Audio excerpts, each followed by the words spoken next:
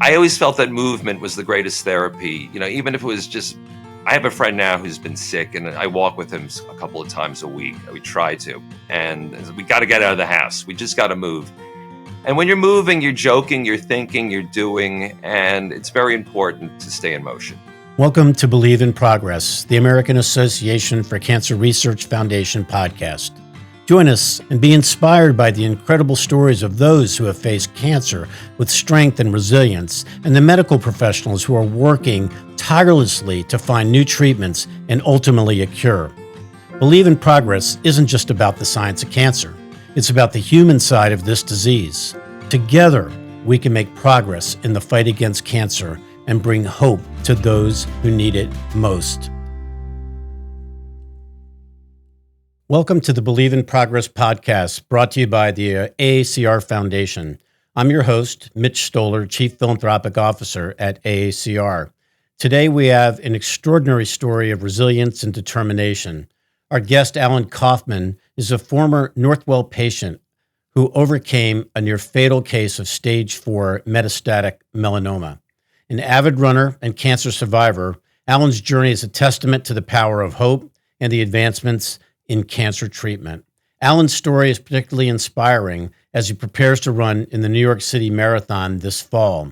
Before his diagnosis, Alan had participated in the marathon every year since 1992, often running as a guide with Achilles International, an organization that helps people with disabilities participate in mainstream athletics.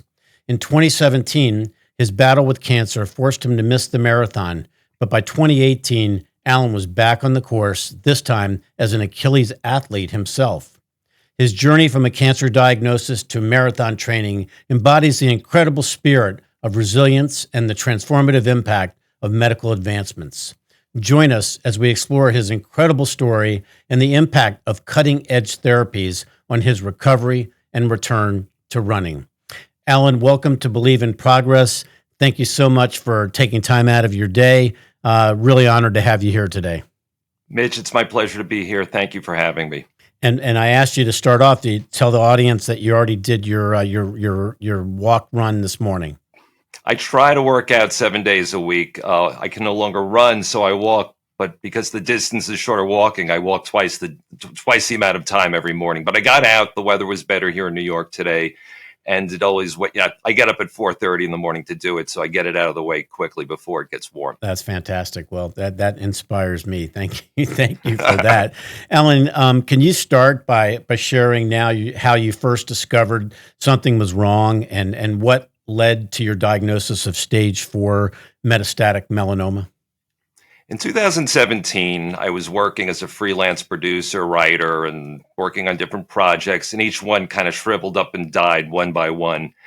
And towards June of 2017, I didn't feel right. And I thought maybe it was because my work wasn't going well, and I questioned why I felt so down all the time. I went to one physician who said, "It's just you're depressed, get over it." Gradually, as my projects all fell apart, I realized it can't get any worse than this. And then suddenly it did. One morning, my wife woke up. She found me with sandals on my wrong feet. I was having accidents around the house. I poured coffee out onto the counter. I stepped on the cat.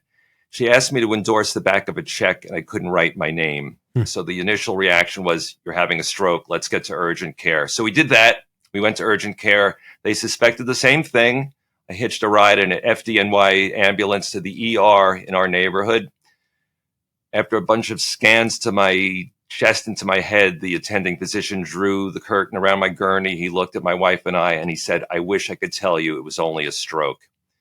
And it was then that he revealed they had found masses in my brain and in my chest. And off I went to Northwell, and eventually 5 tumors were detected in my brain and a large one in my left lung.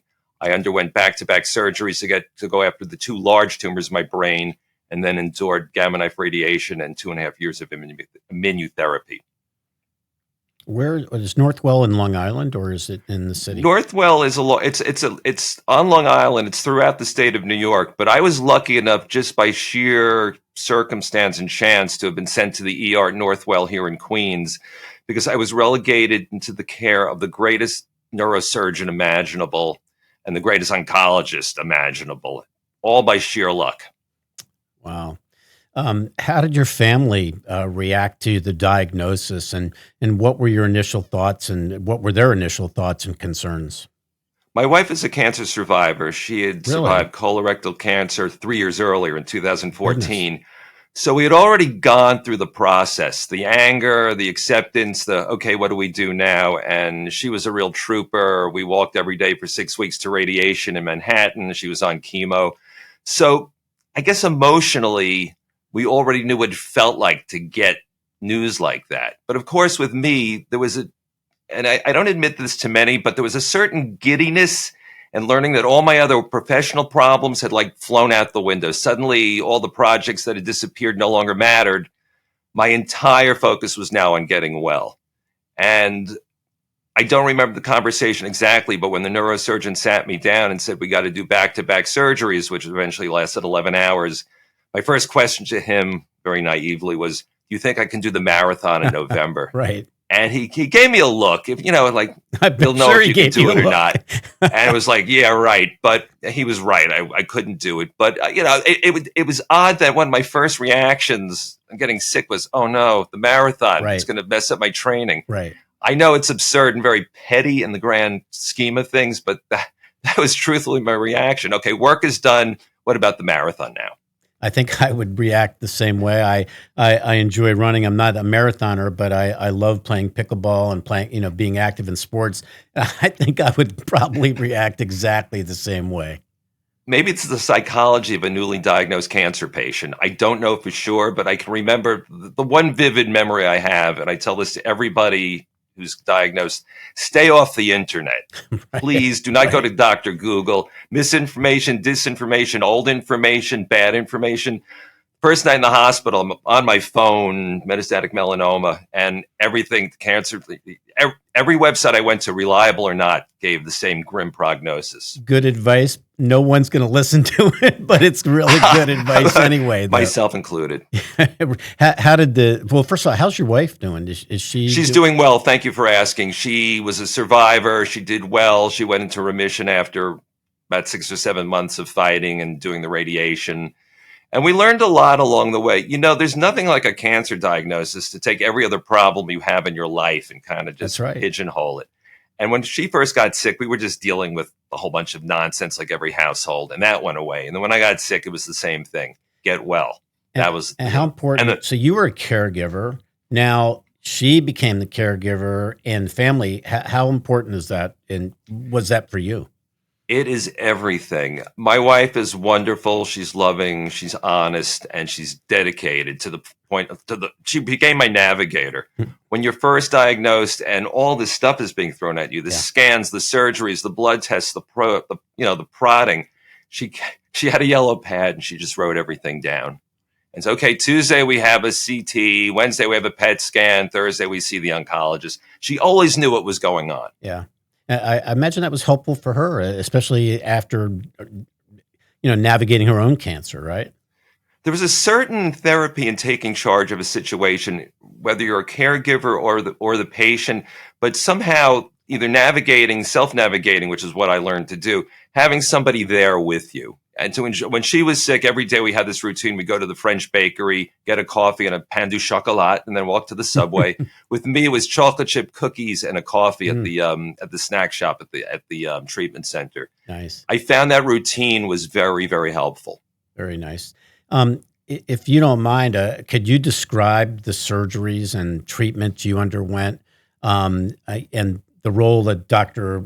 Schulder and Dr. DeVoe provided in your care? Initially, I met with Dr. Michael Schulder, the neurosurgeon, and he sat me down and he said, you've got 2 large tumors we can get to. You've got 2 choices. We can either just keep you on the table for 12 hours or you do one surgery and come back later in the summer. And I thought, I'm here. I'm doing it all together at once. He said, I'm glad you said that. He explained, when you're laying there and you can't write your name and you're putting an X next to all the waivers that you signed before brain surgery, it's terrifying. You may not see again. You may not speak again. You may not walk, and everything's just acknowledging.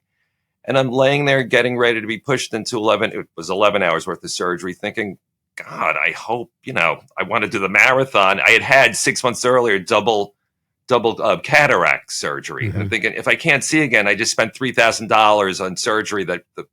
He was wonderful. The only thing I was left with was a slight imbalance. I have trouble walking. I walk with a cane. I walk with hiking poles. I will take that. If that was the one thing I was left with, I can speak, I can read, I can write, I can celebrate. I did my own physical and occupational therapy. I taught myself to paint again. I would walk with my poles, and the sanitation guys would honk the horn and yell, "Where's the snow?" I became the guy in the neighborhood walking around with the scars and the bald head. It became my thing. I realized if you made it into some type of performance art for yourself, a routine, a celebration, you were a lot better off no matter what the prognosis was. And that was like the takeaway was like, okay, with Dr. Shoulder, if you want to think about doing the marathon, okay, do it. But a nurse did get me out of bed 2 or 3 days after surgery and walk me around the hospital in my booties and in my hospital gown. And she said to me, "This is your first workout." And that was a celebration. That's absolutely. So, Alan, I actually had some surgery. I had some brain surgery as well for a problem called trigeminal neuralgia. And I had a wonderful neurosurgeon at Penn. And I know you just mentioned a minute ago how potential risky all this is. And, I didn't, going into surgery myself, I didn't think of it that way. I mean, I knew I wanted to deal with this pain and this problem I was having. And, it sounded like you had a lot of courage yourself because, what did you see? You had 5 tumors in the brain?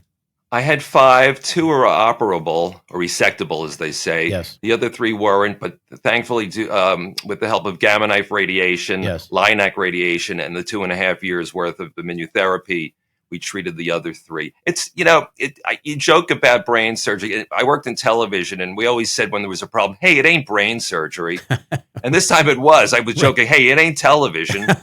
Right. We went in, and they're going into my hard drive. And people were wishing me well. And I think the problem with social media was I think I overshared. And as a result, people overshared back.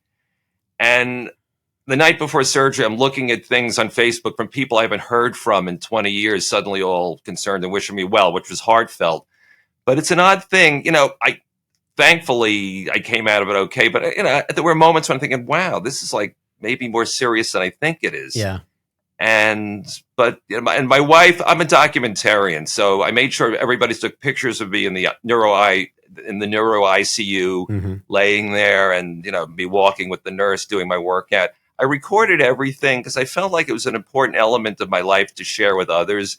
And that became my mission too. If I can share my story, inspire, give courage, and just, have conversations with other cancer patients, I'm giving back that way. Absolutely. Well, that's great. I know I introduced my doctor, Dr. Lee. He won an award at an event we were hosting. And I said, this is a man that knows more about me than most. He's had an inside look, right? They're going into your hard drive, and the thing that fascinated me too, which I took certain delight in, is you'd have the resident doctors and the young doctors following up with you who would love to talk and share. One really terrific resident doctor, she put up my scans and said, "See those star-shaped things in your head?" I said, "Yeah, what are those?" She said, "Those are the things that are holding your head together, the fasteners."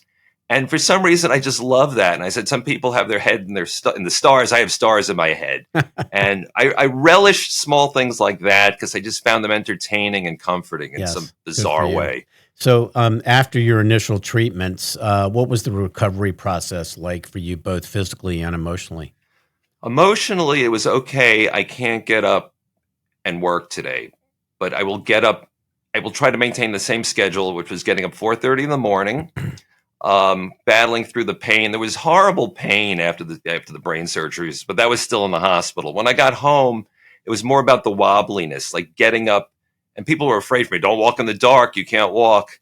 It was overcoming the fear of tripping, of falling. I fell twice the first night I came home from the hospital, and that put the fear of me. If I bang my head, yes, it's all going to spill out. Yes. So it was just adjusting to that and the schedule. It was a very rigorous schedule. The scans, seeing Dr. Craig DeVoe, who became my the lead oncologist, going for all the PET scans and being organized. And then the secondary thing, like I had a blood clot in my leg. I had to have a filter put in my chest, an IBC filter, the rashing, all the other wonderful things that happen when you're sick. Cancer isn't bad enough on its own, right, but it's all the the other stuff that happens to you along the way. And there was one moment when I rashed from like my head to my toes. I looked like a sideshow attraction from the 19th century. I turned a bright red, sitting in beach traffic, going to the ER, saying to my wife, I want to die. I don't want, but that was just a moment. Mm-hmm. And it's funny now because I went to they gave me the Benadryl and the rash went away. You learn to live with certain things and make fun of the things that you can't have, you have no control over. And again, I know it's easy for me to say, but I say this I speak to new patients all the time. I've got a network of survivors of other cancer patients. And the thing is, if you can't laugh, try it and just laugh. Tell me a little bit about your network and how that evolved, and you're giving back, obviously, which is wonderful. But tell me a little bit about that. Social media. I was posting the pictures of me post-surgery, laying in bed. A friend of my wife's from high school contacted me and said, I have a friend. He's got prostate cancer. Can you speak to him?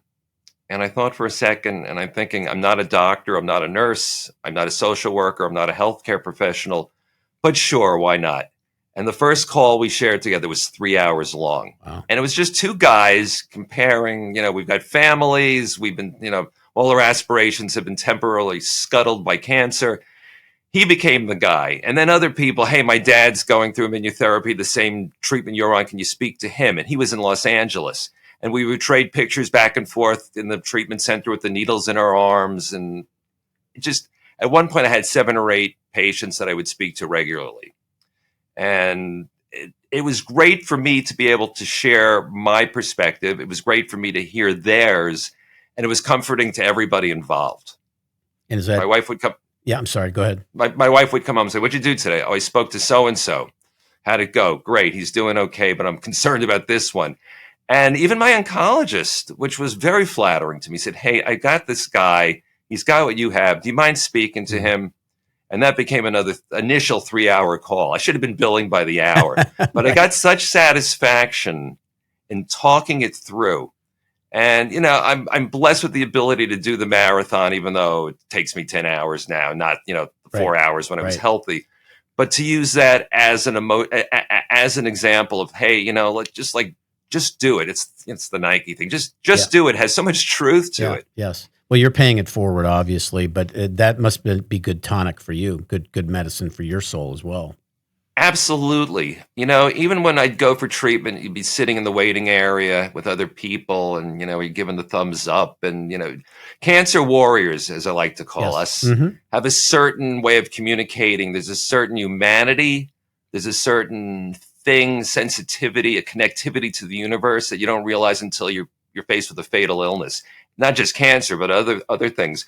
My wife's my nephew, my dear nephew, right now is a warrior, and we talk and we exchange notes. And another member of the family's sick. It's my responsibility to step up somehow. Alan, I don't know if you've ever heard of this group, but they're called Man Up to Cancer. They're a group out of Maine, and I know them very, very well. Because a lot of times men don't want to talk about their issues, like their cancer issues, and perhaps I'll send you an email after this. I'll share a link with them. But you'd love for you to touch base with them. Their founder is a gentleman by the name of Trevor Maxwell, who I've interviewed on Believe in Progress, and real inspiring group. And it sounds like the kind of work that you do would be actually very inspiring for them as well. But I appreciate that. Amazing group. Because you were an avid runner, do you think that did that help you? Did that help your kind of coming back from cancer?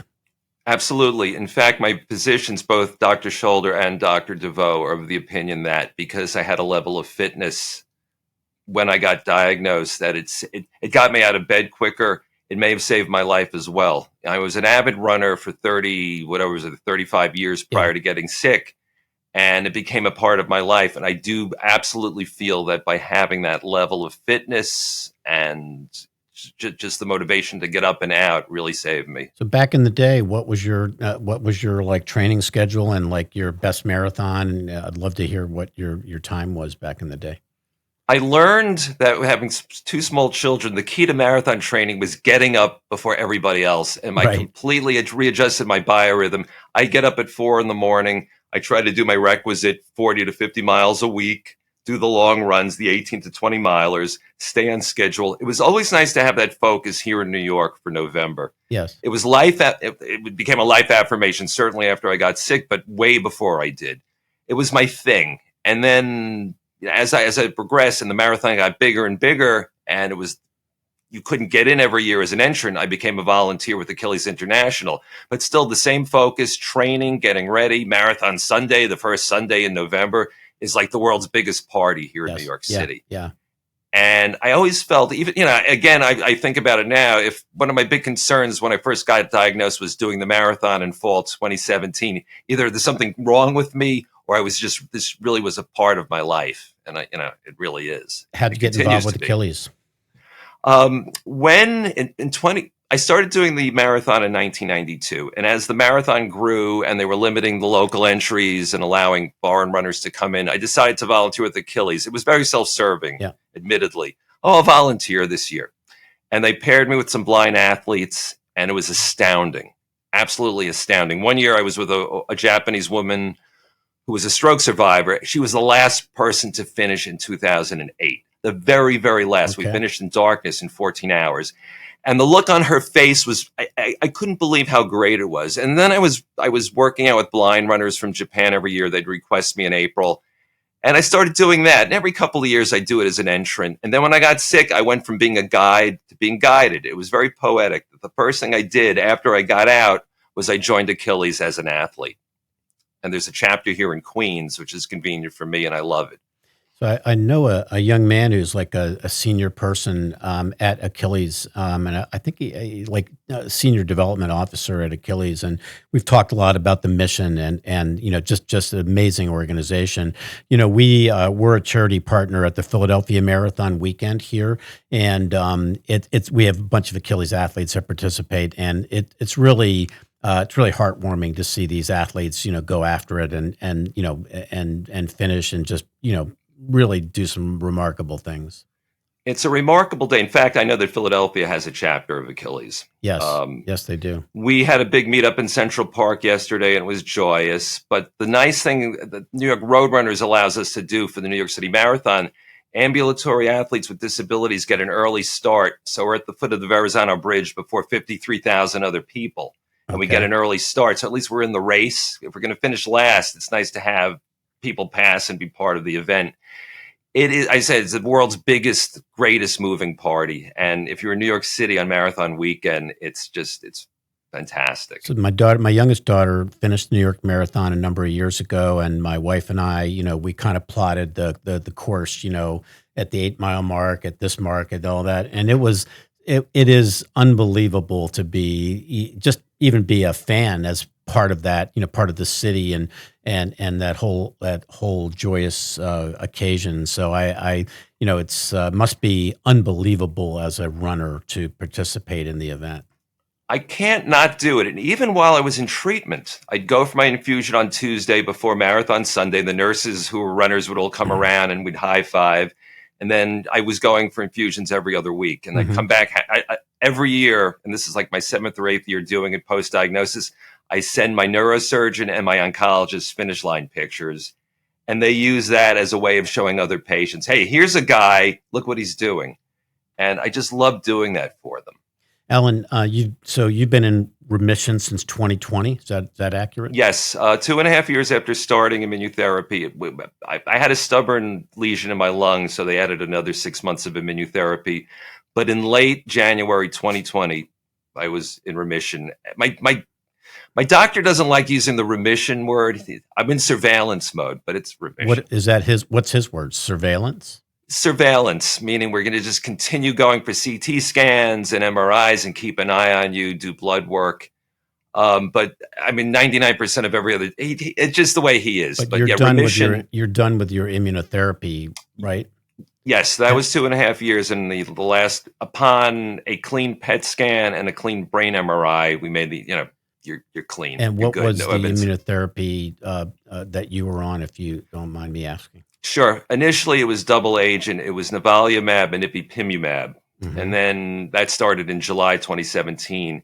In 2017, it was nivolumab only every other week. And that went on for 2.5 years. Again, because of a stubborn lesion, we added another 6 months of therapy and additional radiation to the lung. And thankfully, it didn't light up when we did the PET scan. So that was a good sign. And when you were on immunotherapy, any side effects or from that, or? The only side effects I had, and I'm grateful because I never got sick. I was training for marathons, was rashing and an itch that was unbelievable. Okay. It just crazy. But I took it over pain. I took it over stomach distress. I got up every day, even though I was scratching. I was out of bed and out the door. But it saved your life, right? Absolutely. Absolutely. Yeah. I mean, right now, the thing is, I'll always ask my doctor, so who's the longest surviving patient you have who's been on what I'm, the question always is, like the little thought bubble in my head is, how long is this going to last? And hopefully forever. I'm 66. So, I feel like I was diagnosed at 59. Prior to diagnosis, I thought, I don't want to turn 60. Right. Then I was praying to turn 60 and I did. And now I'm 66. I'm always curious how long I can go for now. You can be walking outside and a truck can run you over. I realize there are other things that can happen, but and I'm not concerned about it. I'm not hung up about it, but I'm always wondering if I go for a scan, I go for a CT scan next Tuesday, and this anxiety is the joke. It's like, my lung, and then I do the brain MRI a week later. And I'm always a little like, okay, I've been doing well. I hope to continue doing well. Well, you're a young guy. You're going to be fine. Thank you. I'd love to know what advice would you give to other cancer patients and survivors about staying active and maintaining a positive outlook during the recovery? I think getting out initially, when you go out, suddenly all the world comes to you. Things that didn't make sense to you before. I always tell the story. I was out walking after my diagnosis, and a bee landed on a dandelion, and I stood there staring at it for like 10 minutes. It was very zen-like. If you get out of the house, suddenly you're sharing. People are asking you. You're seeing things you didn't see before. I always felt that movement was the greatest therapy. Even if it was just, I have a friend now who's been sick, and I walk with him a couple of times a week. We try to. And we got to get out of the house. We just got to move. And when you're moving, you're joking, you're thinking, you're doing, and it's very important to stay in motion. I again, when I had my surgery, and I like you, I like to move and get up and get around, and I would go out into the backyard and just kind of go up. And my wife was like ready to kill me, but I had to just go back and forth and walk back and forth in the very beginning. And, they said you got to obviously, they were worried obviously of falling as well. Sure. But boy, I think, that you're absolutely right. Getting out and, being safe about it, but getting out and about is extremely important. So as you prepare for this year's marathon, which will happen this fall, and it's early November, right? Is the New York Marathon? Yes, November 3rd this year. What does the upcoming race, what does it mean to you? What's the symbolism that for you personally and just about the whole journey? It's another year on the planet for me, another year that I stayed healthy, motivated, and prepared. And along the way, I meet other people. Hey, I'm doing the marathon for the first time. Healthy runners. Hey, what's your advice? My neighbor is training. He's 23. And I'm always I try to hold off from giving him advice unless he asks for it. It's the ability to share your, 30, this will be my 31st time doing it. To think back when I was a young man, think back before I got sick, think back after I got sick. It's these little milestones in my life that have added up. And it's the great adventure. I'm blessed also. I'm a member of New York Roadrunners 15 Plus Club, which means I automatically get in every year because I've done more than 15 marathons as an entrant. So you don't have to apply or anything like that, right? No lottery. They just say, hey, do you want to do it this year? Yep, count me in. And then, I get my new pair of running shoes and I start my training. I'm training all year round, really. I always like to joke, I'm ready for the marathon on any given Sunday. ASIC's still the shoe sponsor? Well, amazingly enough, Brooks sponsored the Philadelphia Marathon a few years ago. And my friend who lives in Philadelphia said, I get 2 free pairs of Brooks. Tell me what size you wear.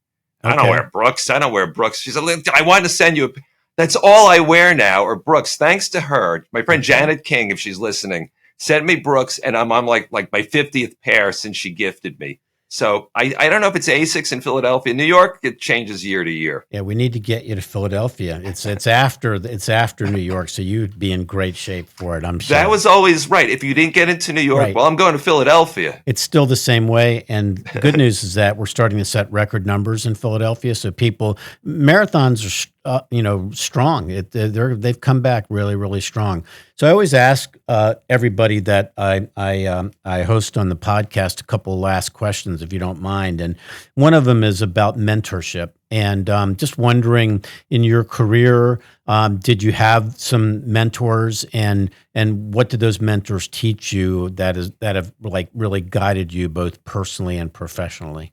Mentoring meant showing compassion and understanding and patience. It's amazing. When I was working in television, a lot of these young people were half my age. Now they're giving back. They're shooting with me, and we're like trading. I'm an old guy. They're teaching me new tricks.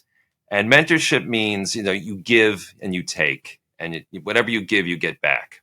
Did you have mentors early in your career? I did. I was a kid who got out of college in 1980, so the whole scheme of things was different. The whole workplace was different, but I did. And at a very young age, I was given amazing opportunities, and I always appreciated that. Travel and responsibility beyond what I was capable of. I worked in film. I had an English degree from college. I was ill-equipped, but they believed in me. It was amazing. Why did you pick film and TV? What moved you in that direction? I always loved television. I always loved production, the activity, seeing, being out on the street and seeing people shooting stuff. And I decided when I got out of school, living in New York or LA were the two places you'd be. And I was lucky because I lived here.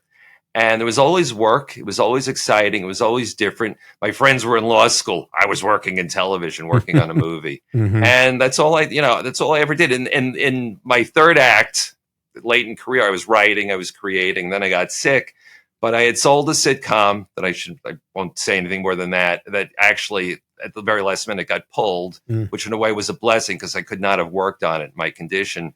But I'm still writing, and I also taught myself to paint. The other important thing I should tell you, Mitch, is like the ability, not only movement, but like thinking and doing, making stuff, creating was extremely helpful to me. Extremely. That's great. So last question for you. What source or sources of inspiration do you turn to when you're facing challenges or you need motivation in your personal or professional life? I turn to fellow athletes at Achilles International. There are people there with challenges that are incredible. I'll tell you real quickly, my first marathon in 1992, I was on 4th Avenue in Brooklyn. There was a gentleman in a wheelchair kicking backwards with his one working leg. His name is Bill Riley. And he has done like 100 marathons since. He's now a teammate of mine. I see people doing stuff like that, like extraordinary challenges, and that inspires me. My daughter is training for the New York Marathon. She's got a bib to participate in the New York Marathon this year. So if that comes to pass, I'm going to have to find out, your number and all that good stuff like that, because my wife and I would be rooting for you as my daughter runs by, but I'll be looking for you, Alan. I would love that, Mitch. There's nothing greater than at the marathon, somebody's, hey, Alan, we see people along the way. But we need to get you to the city of brotherly and sisterly love here. Philly's a great town. On my list, I've never done a marathon outside of New York City. It's always a first, Alan. There's always a first. I'll keep that in mind. Thanks. Well, listen, it's been a great pleasure to have you here today, and I just love your story and love how you give back. I think that's really remarkable, and the fact you get up at 4:30 in the morning. I get up pretty early too, but not that early. I get up at 5:15. But keep it up, Alan, and keep giving back to those cancer survivors and newly diagnosed cancer patients. That's really important, the kind of work that you're doing, and I certainly hope that our paths will cross again here at some point in time in the near future. Mitch, I appreciate our time today, and thanks to you and the group.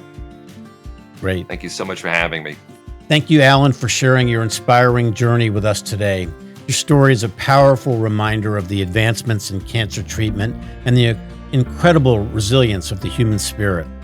To our listeners, we hope Alan's story has inspired you as much as it has inspired us. For more information about the latest in cancer research and how you can support initiatives like these, please visit aacr.org. And remember to subscribe to our podcast so you never miss an episode, and share this podcast with friends and family to spread hope and awareness. Because together we can drive progress and bring hope to countless lives. Thank you for listening to the Believe in Progress podcast. Keep believing in progress and the power of hope in the fight against cancer. And remember, cancer research saves lives.